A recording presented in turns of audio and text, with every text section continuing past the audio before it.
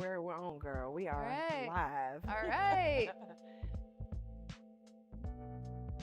Jason is not only a professor here, a teacher here, he's also a lecturer, a screenwriter, a producer. What else am I missing?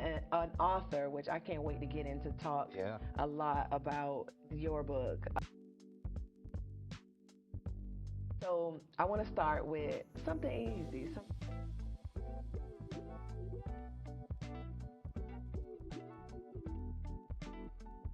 Something just to Okay. okay. Let's do it. All right. What are you watching on TV right now? You know, it's. I'm so glad that you asked that question because I watch TV a lot different than most folks do, Okay. and my wife gets on me about this a lot because I ruin the TV watching experience for everyone, and I have taught my students to do the same exact thing. So I no longer just watch TV. I study TV. I study the characters. I study the character dynamics. I study the character arcs, the story arcs.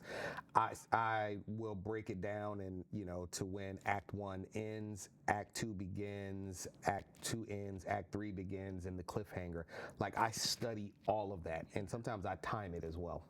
Okay. What do you mean time it? You time it? Time it to see how long some of the scenes are. Oh, okay. Because one thing that I try to break my students out of is writing long scenes. Get in the scene, get out of the scene. Bring us, if there's a conversation that's going on, bring us in at the middle of the conversation. Don't bring us in at the beginning of the conversation unless there's something very important that happens at the beginning of the conversation. So, yeah, I watch TV for those moments. I understand. I get it. I get it. If you could collaborate with someone as a writer, whether that be a director or a producer, who would you collaborate with? Jordan Peele. Well, there it is. Absolutely. No doubt about it. Jordan Peele. Okay. Big Jordan Peele fan right now. Okay. What he is doing is amazing. He has created an entire genre, I agree. for himself, and he's creating little Peels out here.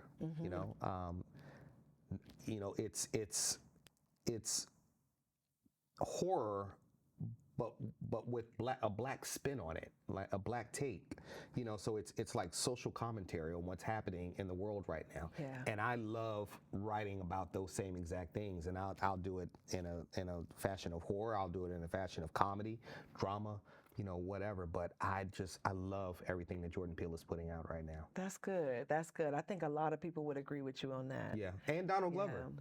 Donald Glover as well. I love Donald Atlanta Glover too. was groundbreaking. Yes, it was. I don't think we'll ever have another show like that again. And of course, you can't really talk about Atlanta if you don't talk about Insecure.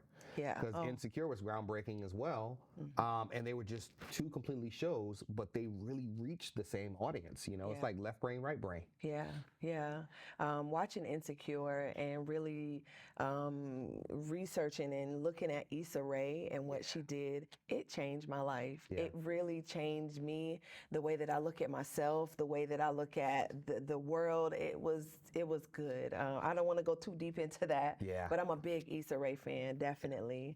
So to answer your question, I'm watching a little bit of everything right now. Yeah. You doing your homework? You doing the work? I am. Yeah.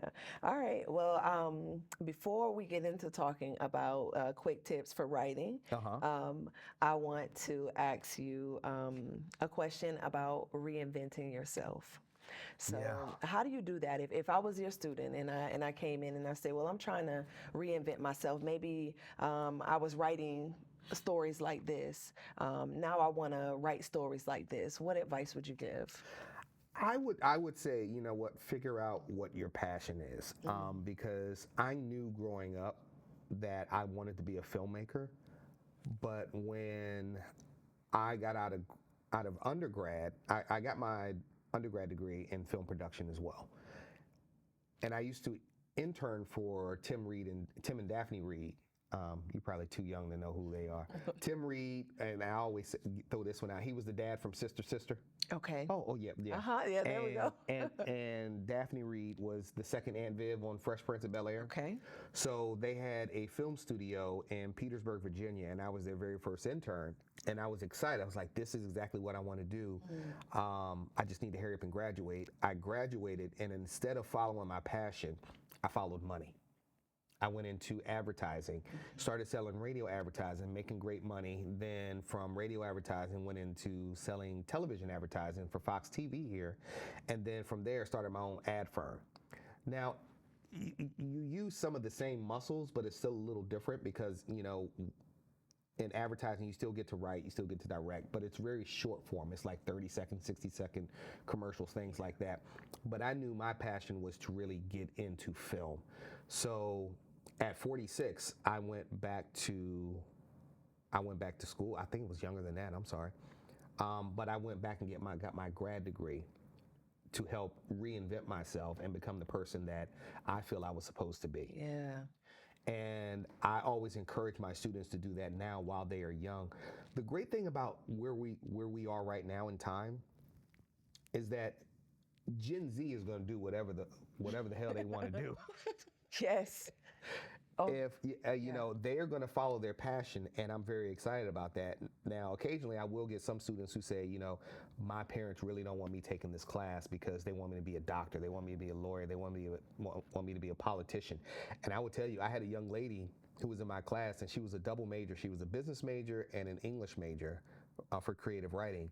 Had never thought about screenwriting, and by the time she went through all of my courses, she was like, I'm going into entertainment business. nice. And she found her passion. Yeah. And that's what I encourage a lot of people to do. The sooner you find out what you are passionate about, the better off you will be in life. The happier you will be in life. Yeah. So you sound like you sow into a lot of people. You give a lot of advice, and I mean, as a teacher, that's what you're supposed to do. Yeah. But you give a lot out to people. How do you keep things for yourself? Like, how do you feed your own soul? And we'll plug in Miss Monique here. But Yes, yes. how do you feed your soul? If you're here all day and you're continually giving information, giving your expertise, what do you do just for Jason? You know, Maybe a hobby or something you like to do just by yourself. you know, it's sad. I have no hobbies. A lot of us.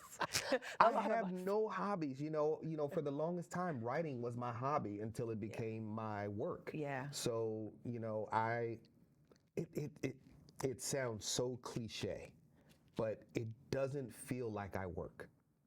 And my wife and my kids will tell you that. Dad never works because I'm so happy with what I'm doing. I'm so happy with teaching. I'm so happy writing whenever I get a chance to write. During this semester, I'm so involved with the students that I really don't have time for myself. And that's kind of like, to your point, where I lean on my family to kind of like pull me out of that space sometimes, because I get too deeply involved with my work, and I don't cut out that time for me. Yeah. And I think during the semester, I can't really get any of my own personal writing done because I'm so focused on the students. I want to get as much out of them as possible, and I really get excited showing them, introducing them to what they don't know. And then once they know it, we're on a different level, and I watch them get excited with their aha moments. And then we go to another level where they can't stop writing. Yeah. And then the greatest reward for me is when they come in and say, I watched this film this weekend and I broke it down. And I'm like, yes, that's perfect. That's exactly what I want to hear. Yeah.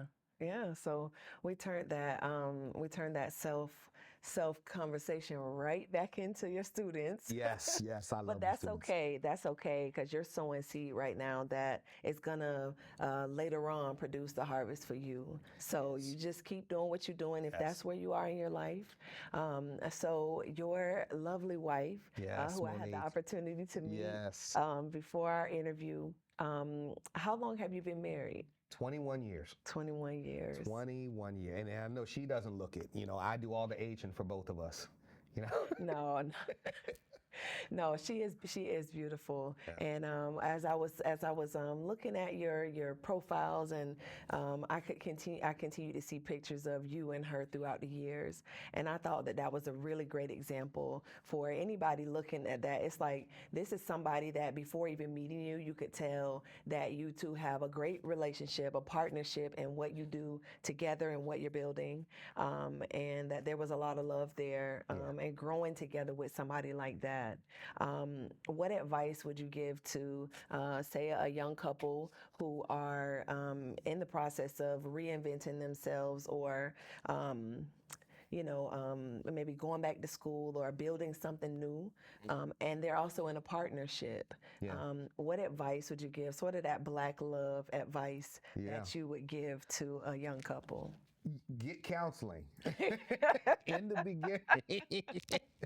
Yeah. Because and I'm not just talking, with a religious leader or anything like that, but if there's an older couple that you love to be around, get around them more and have them almost like mentor you, and because they want to help you avoid the pitfalls that they went through. They will give you advice like, I don't recommend you do this. I don't recommend that you do that. But at the same time, let you go out and still make your mistakes, and, bump your head and come back. I would also say, don't put expectations on your partner that you don't want put on yourself. That's good. Yeah. But yeah, we have been through a lot, and you are going to go through a lot in your marriage. It'll either make you stronger or it'll make you weaker, and you'll just break up. And I'm fortunate that it has made us stronger, and we have a great family. We have two great sons. My youngest, I couldn't be more proud of him. He just started his own car washing business. Hey. At 17. Yeah. And somebody wrote up about him on Facebook yesterday, gave him a shout out, and all of a sudden he started getting more clients. He also goes around and cuts grass. He is a natural born hustler. Yeah. He wants to make that money. Yeah. And we realized that about him I think it was elementary school, where he would start selling candy. And then one day he came back and said, "Yeah, I've got 2 employees." And we said, "What do you mean employees? You're in elementary school." He said, "Yeah, I have them, going out and selling candy for other people." Putting the kids to work. And I said, "So are you paying them?" He said, "No, I just have them working for me, and I pay them in candy." I said, "We got to shut this little candy operation down right here, because this sounds like a gateway business to drugs." So we shut that down. Yeah. But he's always been an entrepreneur, and we love that. And he's watched us, build businesses. My wife was very successful. She used to have an Italian ice business when we first got down here, and then she grabbed a hold of real estate and is doing very well in real estate as well. Then I had Gregory Media Group, for advertising and filmmaking and everything. So he stands by and watches us. And then there's our oldest, which he's a sports guy, sports fanatic, and you never know what he's going to get into. So, we have, it's a great balance. Yeah. It's a great balance. They learning all of those things from watching you guys work. Yeah. That's beautiful. So to go back to your point, advice that I would give is, love hard, play hard, but at the end of the day, know that it's you and your family against the world. Yeah. Yeah. Very good. Yeah. About fatherhood, we're gonna air this on Father's Day. So Okay. just so you know, okay. Okay. So I want to know, what is your favorite part about being a father? And so this is a 2-part question. So your favorite part about being a father, and also what do you want your sons to take from you? Something that when they have their own children, they have their own families, they can incorporate these things and say, "This is what I learned from my father. This is what my father instilled in me." Good question. Favorite thing about being a father is it's my favorite thing, but also the scariest thing.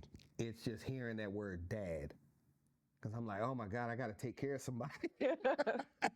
They're talking to me. Something comes with it. Right. Yeah. But I love hearing Dad, hey, can you help me with this? Dad, because you still feel needed, you still feel wanted, and you're gonna miss those days when they're gone from the house and they don't really need you anymore. Yeah. Maybe they'll go off and start their own families. And the thing that I would hope that they would take to their new families from our family is unconditional love, support, resilience. Make sure that you're always dating and courting, and we, my wife and I don't do it as much as we probably should right now, because there was so much that was happening, at once. But you don't do it as much dating, as much dating. Yeah, as much dating. Okay. Yeah, you have to continue to date, get out, Yeah. go do things, and I would hope that my sons would do that as well. Yeah, keep it interesting. Yeah. Okay. Go to All different right. places, see different things you haven't, get different experiences. Okay. All right, so we are rolling. This is going very well. It's because of you, by I'm the talking way. too much, right? No, I'm talking way you too don't. much. Yeah. No, you're not.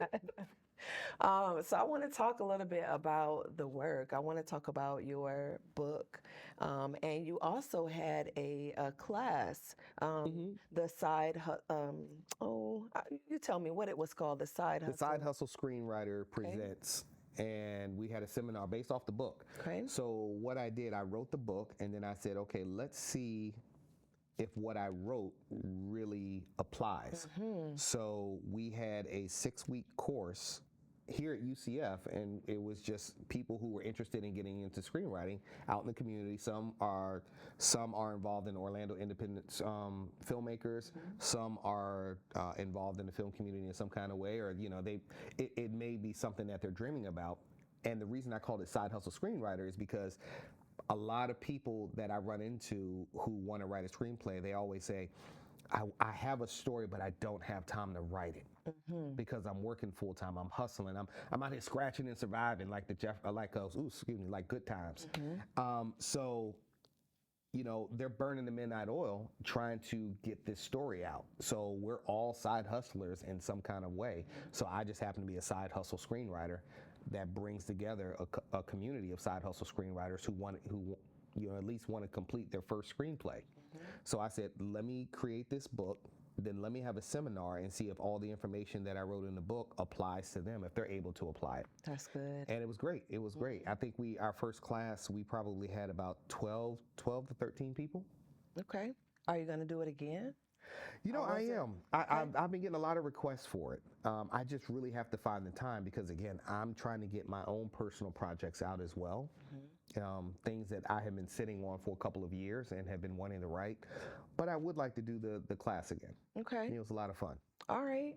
So in writing, quick tips for writing, can you give us one tip from your book that you would give to somebody, say, just like you said, they also have a full-time job, but they know that they want to do something, they know they want to write. Can you give us a tip from your book that would help a writer in that position? Yeah. I think I've been kind of hinting at it for a while. Protect your time. Your time is so valuable. It's something that you just can't get back. So my family knows that when I put my hoodie on, that's my time. I need to sit. I need to focus. Yeah. I need to, I can't really be interrupted because if I do, it's going to take me out of that frame of thinking. Yeah. So protect your time. Whether it's late Saturday night, instead of you going out to the club, sit in your apartment and knock out 5 pages of something. Even if it's nothing, just write. Just get something down on paper. If it's early Sunday morning before you go to church, sit down and write some stuff. Go to church, come back with some stories. I do a lot of people watching. So when I go home and I finish people watching, I'll write down exactly the type of folks that I would, that I watched. Oh, their that's good. mannerisms, everything, because I could probably build that into a character in some kind of way. So protect your time is extremely valuable. That's a good tip. Very good. And like you said, writing down what you saw, that's big right there. You can get some really, you go in every place and you say, there's some characters in here. Yeah. And they really are. Especially Walmart. Yeah, Walmart. Yeah. I I was love in just going to, Walmart yesterday. I was like, what is going on in here? And I don't usually, I'm an early person, so I Yeah. do all my stuff during the daytime. At night, it's like, okay, this is what's happening on the weekend.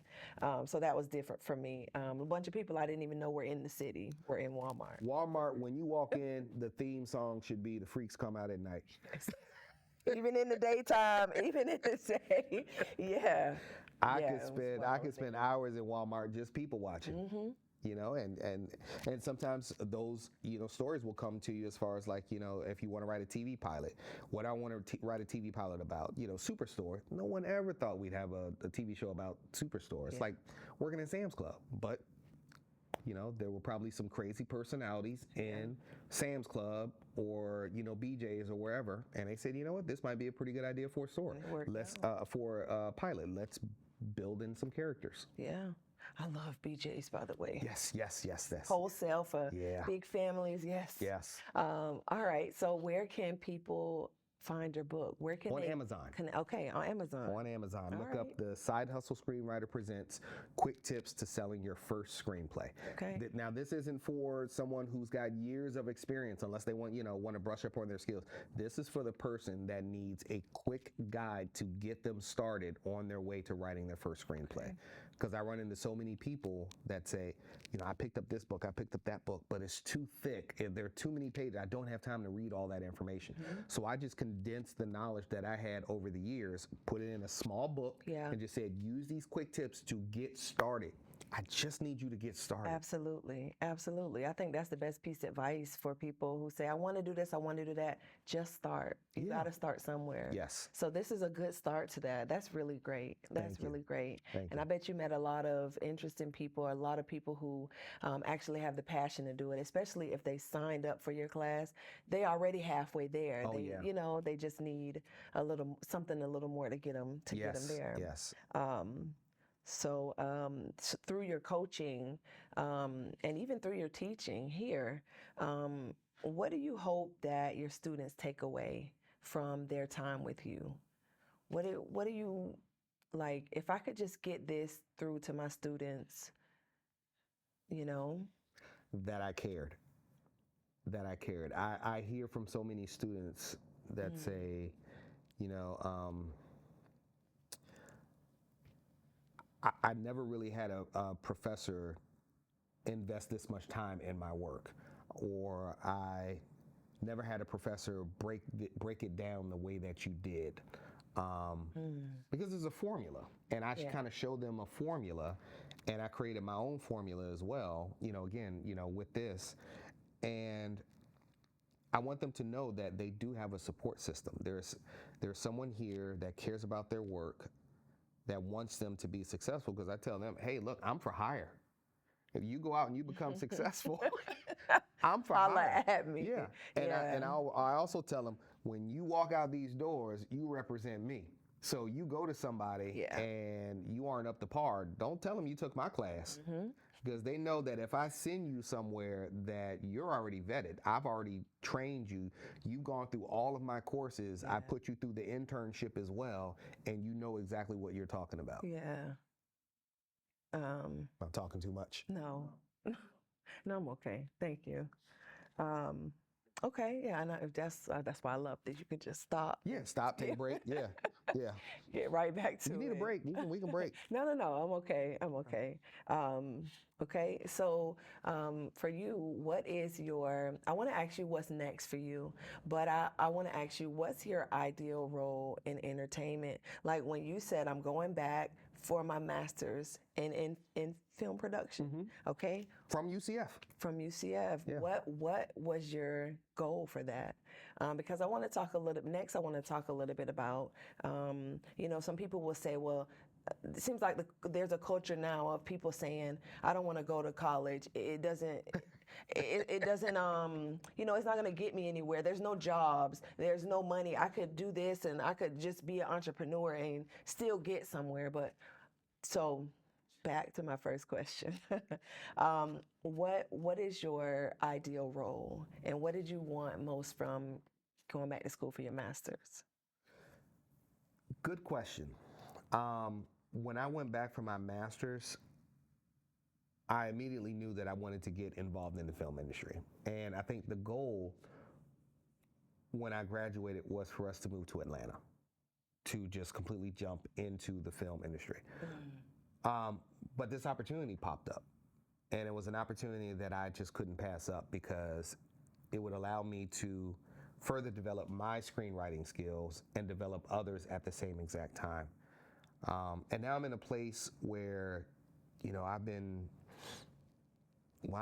teaching here now since 2019 in the English department, but then I was a TA, a teacher's assistant, and teaching my own classes when I was in the film department. So, and that was 3 years. So, you know, I'm going on, 8-9 years now.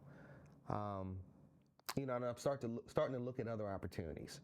And my ideal position would be to become a full-time writer and producer, because those are both my loves. I can't really tell you that I love one over the other. To me, they just are natural. They come together.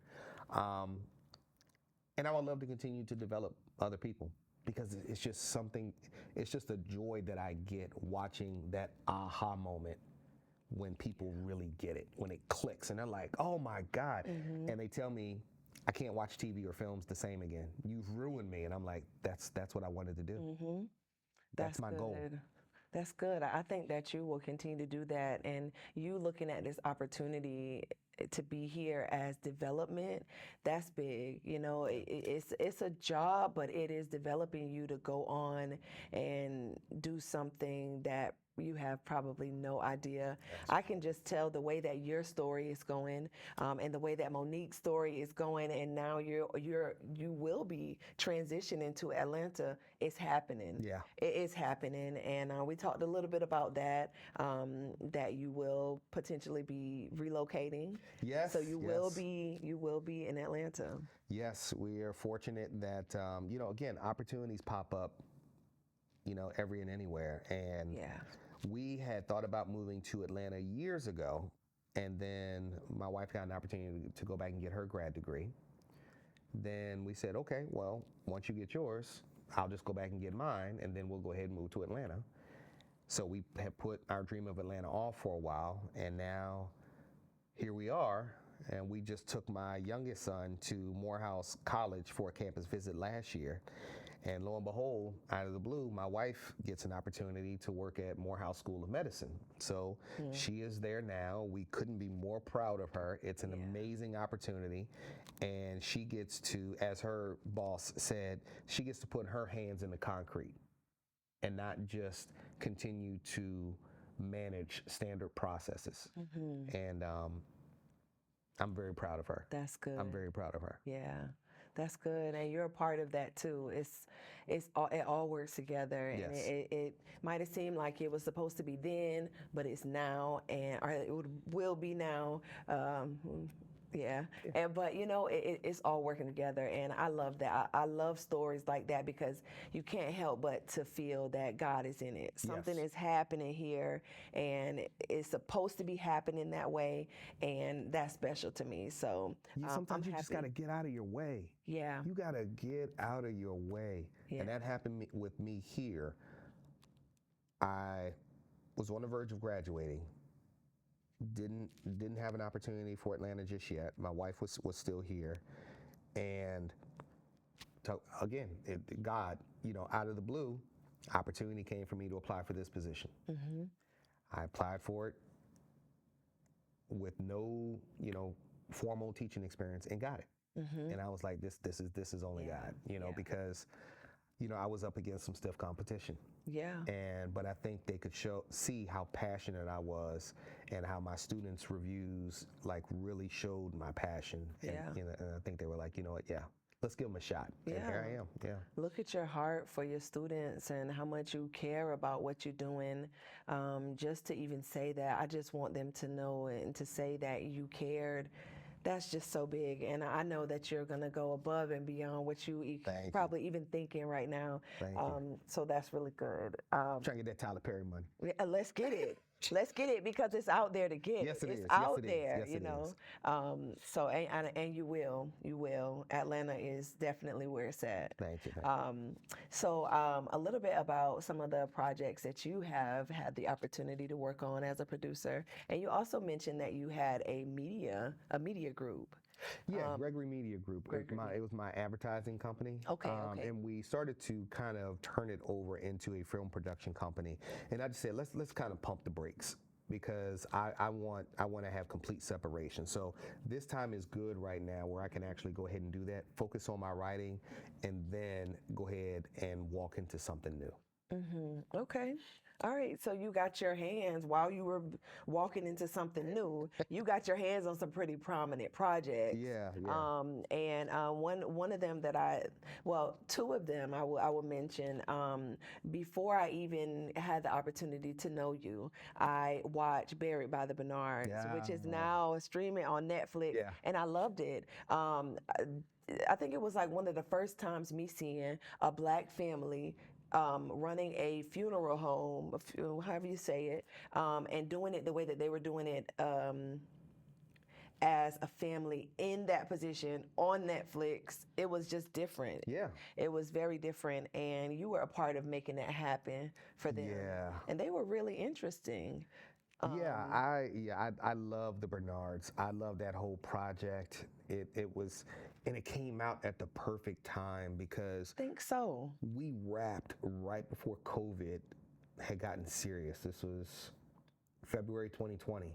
I was in Memphis where it was shot, and all of a sudden we started hearing, this noise about, there was this virus that was coming, and no one really took it seriously or anything like that. And we were like, all right, let's hurry up and just get this in the can, and we're finished. You never know if it's a government scheme or Yeah, you never know. You never know. You never know. And then of course everyone got shut down, and then I think the very next year we premiered it. So I was very, very happy with the process. And I was a consulting producer on there, which working with Scott Sternberg out of LA.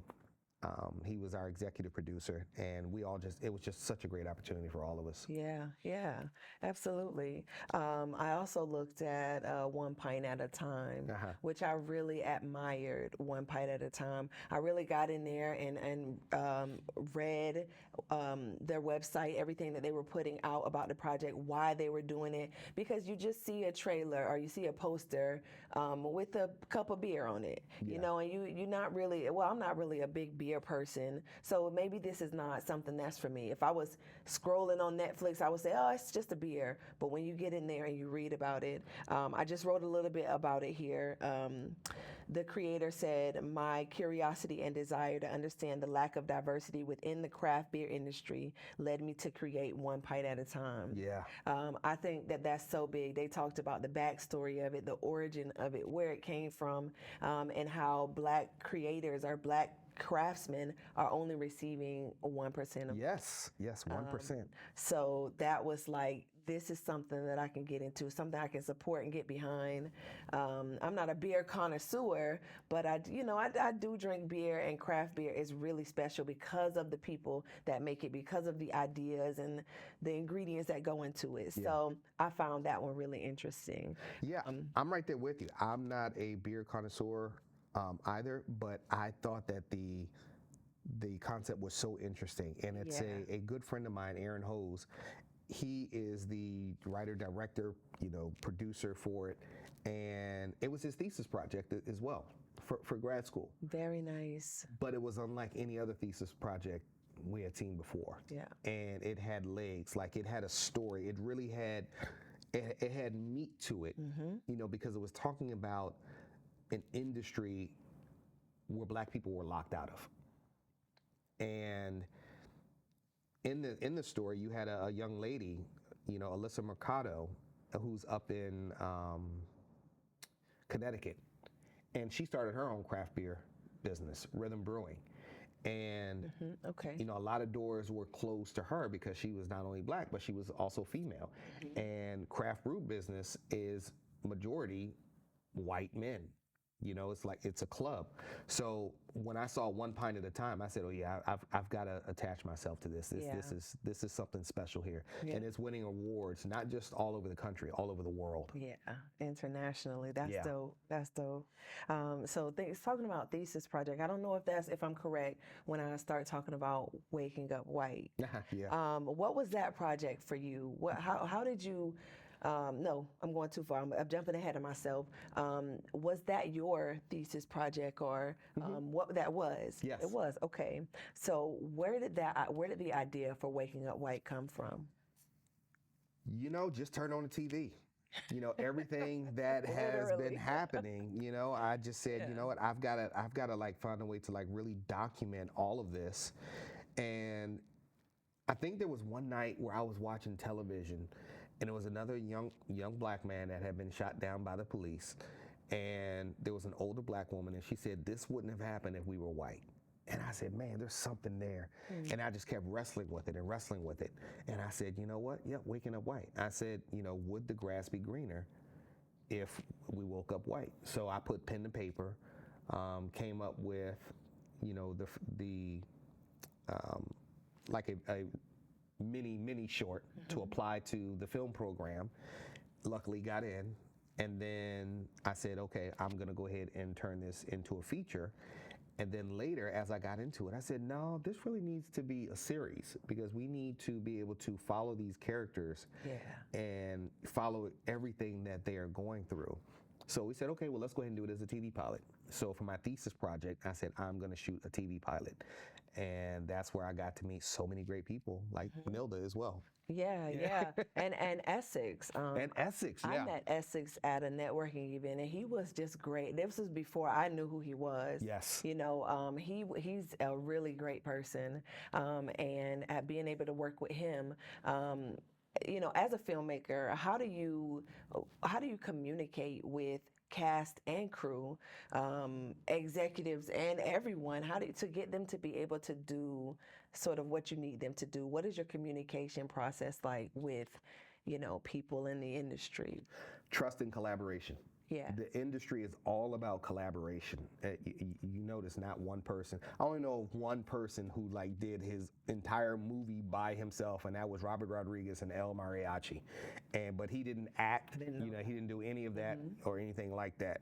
But yeah, it's about trust and collaboration. I have to trust that if you are an actor and you have been cast for this role, that you are going to give me your best. Yeah. And Essex gave me his best. Eddie gave me his best. Sarah Von Perry gave me her best. Like, everybody gave me their best. And there she is. Oh no, that's all right. I remember. And it was a great collaboration, because there would be times where I would sit and ask them about their advice. Like, how do you feel about this line? Let's try it a different way. And sometimes, Essex would tell me, he said, "Can I try it this way?" And I'm like, "Go for it." Absolutely. And his way was better than, how I had originally written it. And that's that trust and collaboration part right there. If you're bringing this crew together and these actors, you have to be able to trust them that they're going to help you get the best out of your project. Very good.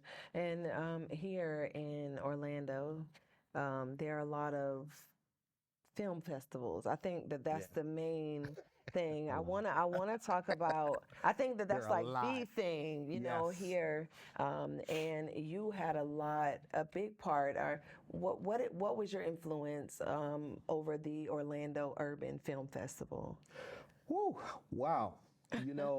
Again, we're going back to 2019, where a lot was happening. Yeah. So I was graduating from grad school.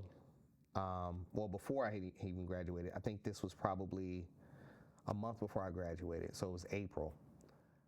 I was interviewing for this position. I was defending my thesis project. We were editing as well. And then all of a sudden, speaking to Lenny and Sevilla with Orlando Independent Filmmakers, they told me that there was this opportunity to step in as the president for Orlando Urban Film Festival. And I said, no, I've got too much on my plate right now. I just can't do it. And this is, again, when you have to have a great partner that knows you better than yourself and sometimes knows what's better for you than yourself. I went home, told my wife, I said, yeah, you know, I spoke with Lenny and Sevilla about this opportunity, and because they work very closely with Marianne Eggleston, who is the founder of Orlando Urban Film Festival and just a great person in general. And I said, I got too much on my plate. And she told me, she said, you pick up that phone and call them right now. Yeah. And you tell them. And I said, but babe, but she said, we will make this work. She says, because this aligns with what you want to do. Yeah. And I don't care how much stress, I don't care how much pressure it's going to put you under. You're going to do this. We're going to do this. So I didn't walk into it by myself. I walked into it with my wife as a partner. Yeah. And she's a partner in everything that I do. So I called and spoke with Marianne, and I had known Marianne for a couple of years. And we decided that, yeah, it would be a good fit. Yeah. So I stepped in as the president for almost 4 years.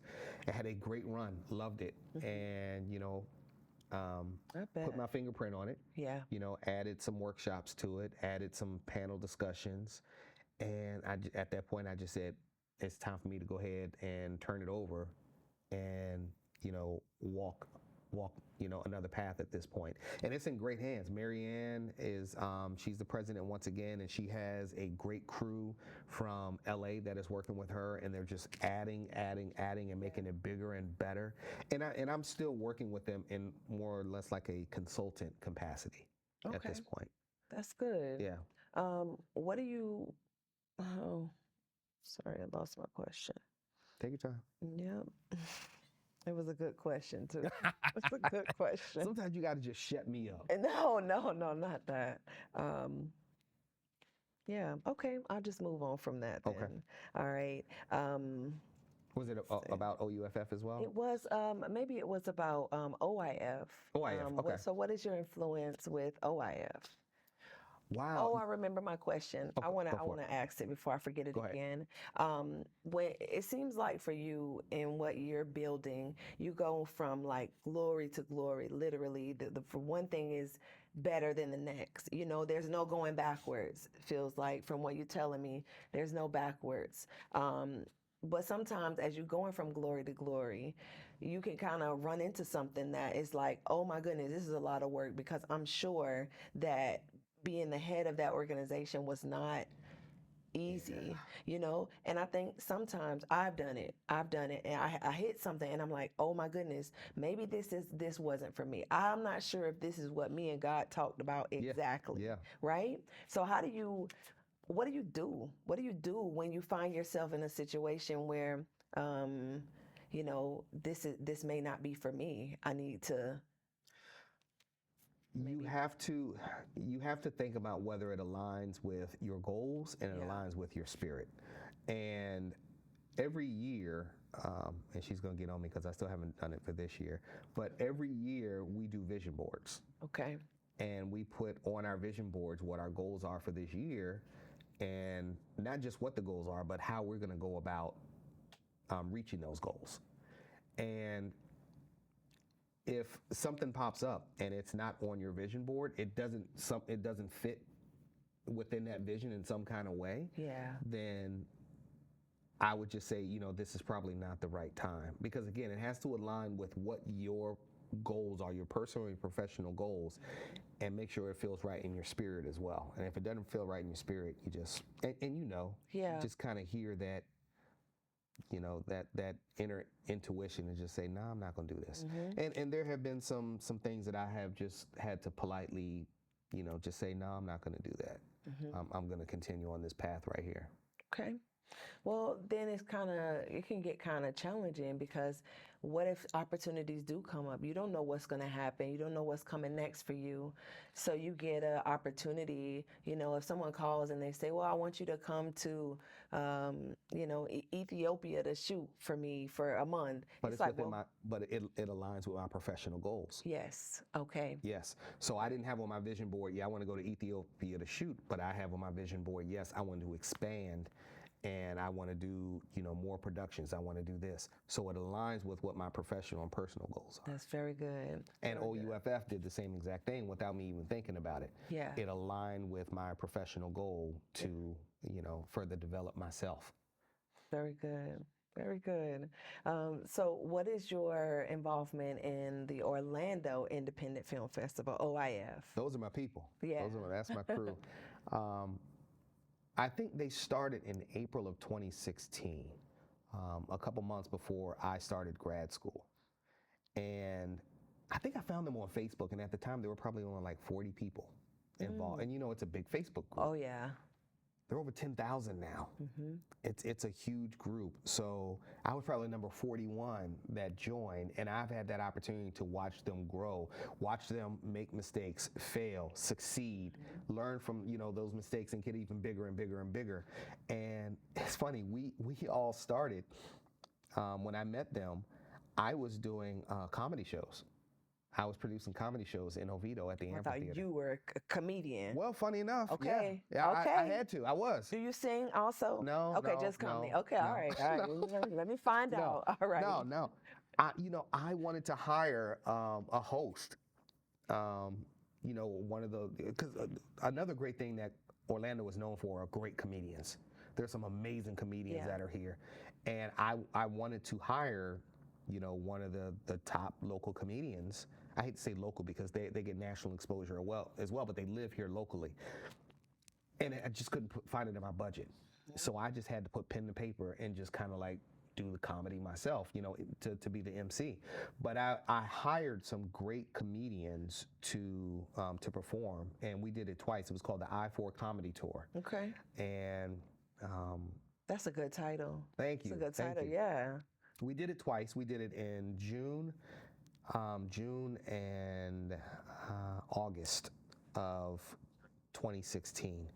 And Sevilla and Lenny came on board as my crew and helped me out. They had my back 100%, and I will always have their back as well because, we all started together. We all gonna end together. Yeah. It's just, those are my people. Yeah, when I did a short run for OIF, I think I did about 3 projects with them. One of the first sets that I got on, Lenny and I don't want to botch it. Please say your name for me. Sevilla. Yep. They were there, and when I went back and I really did my research, I was like, oh. Made it. I'm here working with the founders of this. I don't need to keep doing this. Such humble people. Such humble people. They were up there. I believe it was their production company that was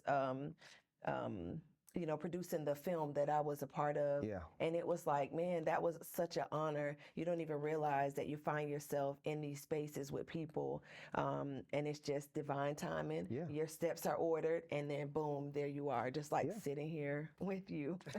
You just find yourself here, and it's a really great experience, really humbling experience. Yeah. Do you know that when I started, there were people there in OIF that knew nothing about filmmaking, but they wanted to be in the business. And now some of them are making a living in LA, Atlanta, New Orleans, like all over the country, probably even the world, doing what they love because they started with OIF. They didn't know anything about writing a script. They learned how to write a script. They didn't know anything about gaffing, grip, directing, any of that. So it was going to film school without film school. It was just they were learning the process. Yeah. And you'd have people working on not one, but maybe 2, 3, or 4 different projects, learning different roles. Yeah. And then, someone's maybe, a first-time writer, the next project, their first-time director. Yeah. And then they just get better and better and better. And believe me, we saw some bad films in the beginning. Oh, yeah. Oh, I'm sure. Yeah. Yeah. But you look at them now, and people get better. They get better and better and better. That's really rewarding. You have to just put trust and collaboration out there. Yeah. That's good. So what's next for you? Good question. It's we're running into the summer, I'm teaching one class, this summer online. So it gives me an opportunity to like really focus on my work. And I take continuing development courses myself. Even though I teach people screenwriting, I still take classes. And I'm taking a class through an organization now called Roadmap Writers. And some nights, because they're West Coast, I'm on the phone from 9 o'clock at night to 1 o'clock in the morning. But it doesn't feel like it because it's something that I love to do. I'm passionate about it, and I'm with my people. I'm with my side hustle screenwriters. It's a bunch of us who are on burning the midnight oil, developing those screenplays and getting them out. Yeah. So that's what's next for me. Also, trying to transition, make that move to Atlanta. My wife is already there. I need to be there with my wife and, jump into the film industry. So, hey, if anybody's hiring, holler at me. Yes, yes, absolutely. That's exactly how you do it, and it's going to happen for you. Thank you. Thank you. All right, so I'm going to just pause right here really quick. Monique, I don't want to miss anything with Jason. Do you have any question for me that I can ask him here so that he can make sure that he gets it out there? No, I think one thing. Don't put me on the spot. It's because he talks about like how he has evolved and how like he started out with Tim and Daphne Reed. But I think a huge piece that he doesn't talk about is he gave that up when he married me. Oh, Lord. And it took him until 2016 when he went back to school. Mm-hmm. So I think that's important because he gave it up to be a husband and a dad. Yeah.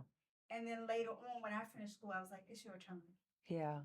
Sorry, a little emotional. Yeah. I'm going to get emotional too. Yeah. I was like, it's time for you to pursue what you love. Yeah. Get out, because he was in like TV sales and radio sales, but it wasn't the passion and him actually writing and doing what he truly loves. So I was like, dude, you've been the rock of our family this whole time. Please go back to school and pursue your passion. So even though I'm the one in Atlanta now, I'm just paving a way for him to come. Amen. Yes, I just want him to come and just live out his dreams. And he's always there for everybody else. His students, he's always there at their graduations, and he gets like fabulous reviews. Honestly, the top reviews in the college, he gets the top reviews as a professor. So it just speaks volumes about him. He likes the development of the students, stuff like that pipeline. So I can't wait to just watch him continue to flourish. Yeah. Absolutely. Thank you. And we got all of that, Monique. We got that. Oh, Lord. That is the meat and potatoes. That is really rich. And people need to see that. People need to hear that part of it, because all of the sacrifices that you make, that creatives make to get where they're actually trying to go, or where they think they're trying to go, you know, it's so much that comes along with that. And when you have a partner that is riding for you, like literally just riding for you and helping you through those phases of life, that's what I call love. That's my definition of it, right? Yeah, that's love, sacrifice. That sacrifice. So you, like she said, you finally decided, okay, or y'all decided as a family, I'm going back to school, I'm going to do this, and things are happening. But for you to, like she said, give it up, maybe it wasn't so much of a give it up. Maybe it was just preparing you for something more and better. Maybe you would not have been able to get to where you were going if you would not have been prepared. And, God have to do that with some people. Everybody don't just, some people have to, like me, you have to get prepared. And now you're prepared, and now y'all are doing it, and together y'all made it. I'm sure there might have been some times, my husband is here with me on set too, there might have been some times where you're like, I don't know if we can make it through these hard times, but you make it, and you make it together. Yeah, so because when the world is against you, your back is against the wall, your partner has your back, Yeah. That's beautiful. That's my we Bonnie and Clyde. We That's Bonnie and beautiful. Clyde. And now your Bonnie is telling you, baby, it's your time. Yeah, I thought she was trying to get rid of me, because she would always tell me, like, look, I don't want you to stay here because of us. If you need to go to LA to do some things, go to LA, make your way. And I'm like, no, I'm gonna stay here. Yeah. But then lately, I've been going to LA. So like, usually during the summer, I'm in LA for a month, and I'll just get an apartment and I'll just sit there and just write. Because I'm in my zone. I do nothing but write. But this year, because there was so much transition, so much going on, it's like, no, I'm just gonna stay here and just write. Okay. Well, that's good, and we got to hear it from Monique. Thank you for being here today, Monique. For goodness' sake. This support too, this all matters. I have two more things to say. We're a little bit over. But, okay. I thought we were going till 6. Until 5, and then just give us some time to make sure gotcha. that we break down and clear down by 6. Okay. So how important is it to you that you take on diverse projects, black stories? Extremely. Yeah. Extremely. I write in black.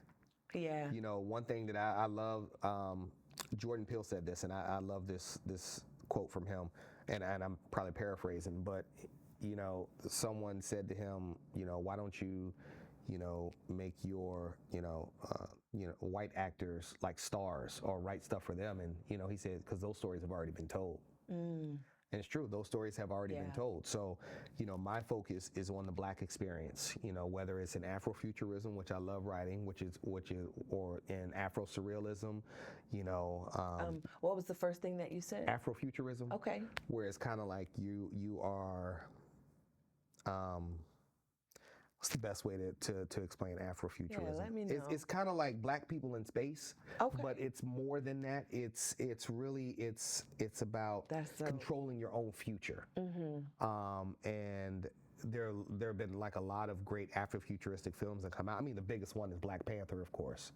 Black Panther. And then Afro-surrealism, which is like Atlanta with Donald Glover, where things happen. You're like, did I just see what I thought I saw? Yeah. Yeah, and you have to like really analyze stuff and like really think about it. And there are hidden clues in there, and I love that. I love when a film or TV show can give me breadcrumbs that I have to follow or pick up, and I go back and I'm like, oh, I missed this. So I'll watch a film like 3 or 4 times, looking for different things.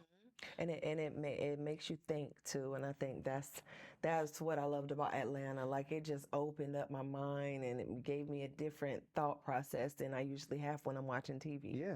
So like the invisible car. Like, who would have thought about putting the invisible car in there? Yes. Please come back with another season. Please.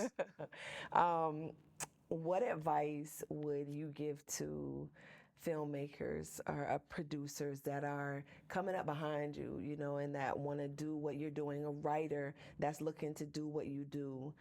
What advice would you give to them? I know we talked a little bit about it, but it's great that you asked that question, because I was watching a video this morning. My wife and I were talking about it, and it was a live video, and it looks like they were actually having a live race. You know how they have the what's the dog champion? What is that called? Greyhound? The dog where they bring the dogs out, and you know what I'm talking about? Oh, show dogs. The show dogs, and they all cut. Yeah, nice. so it looked like it was something like that. Yeah. So it looked like it was something like that, where they were having a show, normally where they always would have show dogs, something like that. But they had 2 lanes, and in the first lane was a rabbit, and in the second lane was a tortoise. And they started, and the tortoise jumped out quickly. And this is live video, nothing that was no AI, anything like that. So the tortoise, the hare jumped out first, and it made it halfway. And the tortoise just slowly walked, just kept walking. The rabbit went back, came back, kept staying, going back to the same exact spot. And the tortoise made its way throughout the entire lane and won. I would tell people, be the tortoise.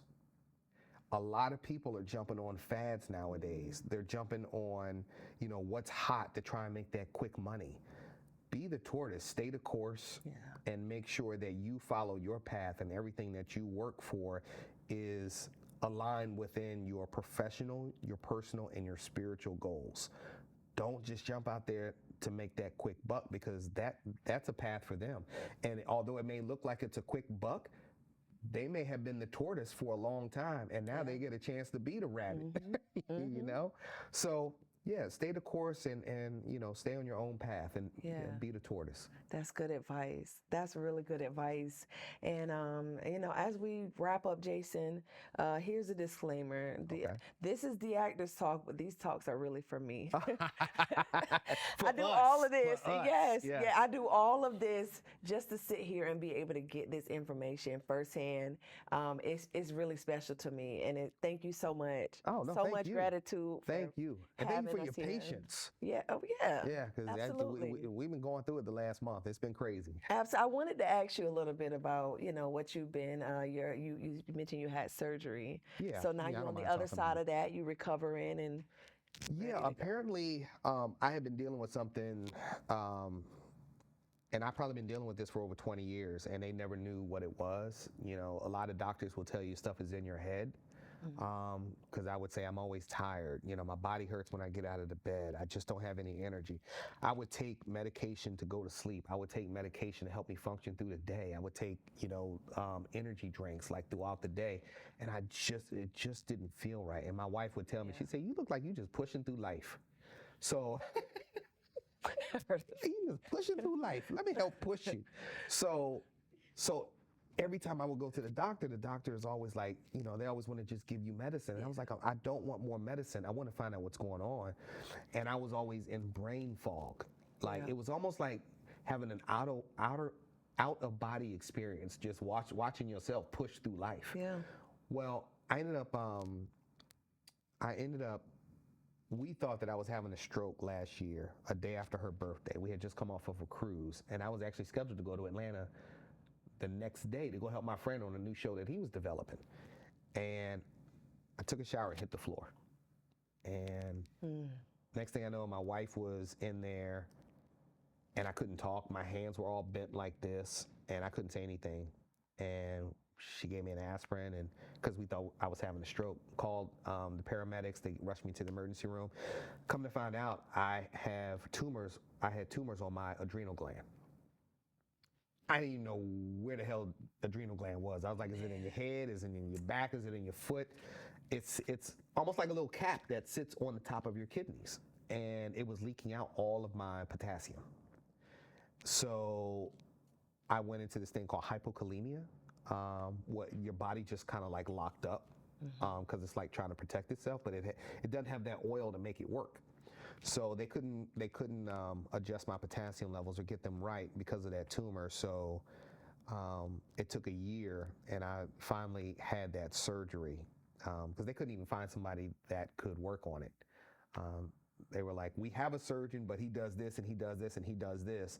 So I went to go talk to him, and then we found a specialist over in Tampa.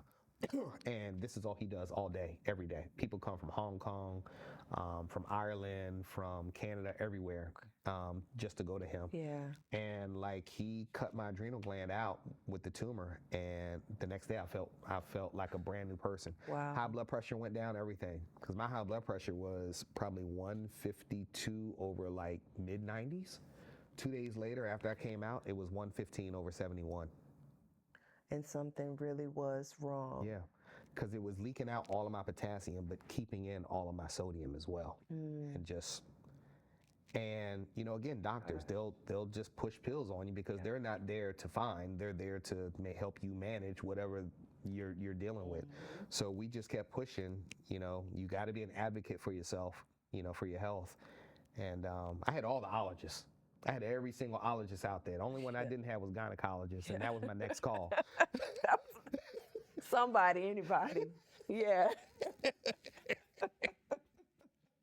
That's good. So now I'm off of a lot of pills. I'm off of potassium pills because I was taking 12 to 14 a day. And I was like, this is not life. This is not living. I'm pushing through life. So now I feel like I've got a second chance at life. Oh, nice. That's so good. And I'm so happy that you got through that, because Thank you. people are leaving this earth left and right, especially when you're trying your best to see what's wrong. You are actually doing the work to find out, and still no results. No, Just no. medicine. They tell you it's all in your head. It's in your head. You need to go see a psychiatrist. Like God telling you something's going on. Yeah, but I feel like a brand new person. Yeah. Yeah. That makes me sad because I know that there are people right now in a situation where they may know something is wrong and they can't get the proper help, or they don't seek the help because they just kind of sit with it. And if you would have just sat with that, you could have lost your life. Yeah. You know, so I'm happy that you and your family made it through that. Thank you. You know, because I know it was everybody. Yeah.